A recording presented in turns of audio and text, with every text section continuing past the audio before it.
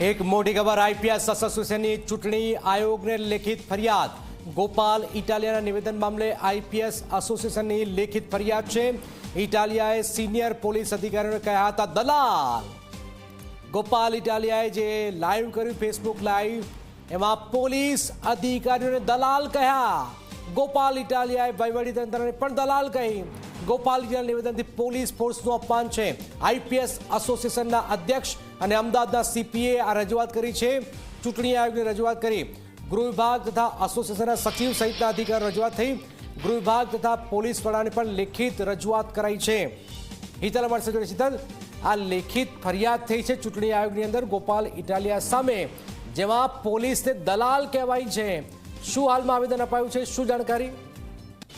જી જનક, ચોક્કસ એવું કહી શકાય કે આપના ધારાસભ્ય ગઈકાલે મતદાન પત્યા પછી માનસિક સંતુલન ગુમાવી બેઠા હોય એ પ્રકારે તેઓએ લાઈવ કર્યું હતું અને લાઈવ કરીને પોલીસ અધિકારીઓ હોય, મીડિયાના હોય, ટીવી ચેનલ હોય કે દરેકને એક દલાલ શબ્દ તરીકે તેમનો ઉપયોગ કર્યો હતો।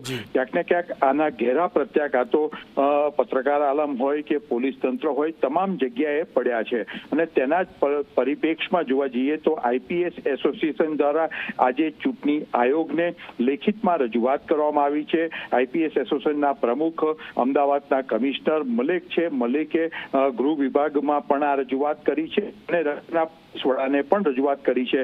જ્યારે ચૂંટણી પંચમાં આમાં લેખિત ફરિયાદ કરવામાં આવી છે કે ગોપાલ ઇટાલિયા સામે જે પ્રકારે તેને શબ્દો પ્રયોગો કર્યા છે, તમામ વર્ગ માટેના શબ્દો પ્રયોગો કર્યા છે, તેની સામે આક્રોશ વ્યક્ત કરવામાં આવ્યો છે। સ્વાભાવિક છે કે ચૂંટણી પંચને આમાં કાર્યવાહી કરવા માટે કહેવામાં આવ્યું છે, કારણ કે ચૂંટણી પંચની જે પ્રક્રિયા છે એમાં પોલીસ અધિકારી પોતાની ફરજ બજાવતા હોય છે અને એ ફરજમાં ક્યાંક ને ક્યાંક ગોપાલ ઇટાલિયા એ આક્ષેપો કર્યા છે। આઈપીએસ અધિકારી હોય, એસપી કક્ષાનો અધિકારી હોય કે ઉચ્ચ અધિકારીઓ હોય, એ તમામ સામે જે શબ્દો પ્રયોગો કર્યા છે એ ખરેખર નિંદનીય છે।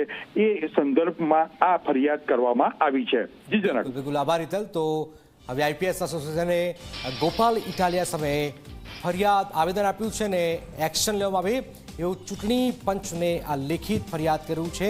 કારણ કે ગોપાલ ઇટાલિયાએ જે એફબી લાઈવ કર્યું એમાં મીડિયા, પોલીસ, કલાકારો આ બધાને ન બોલવાનું બોલી ગયા છે।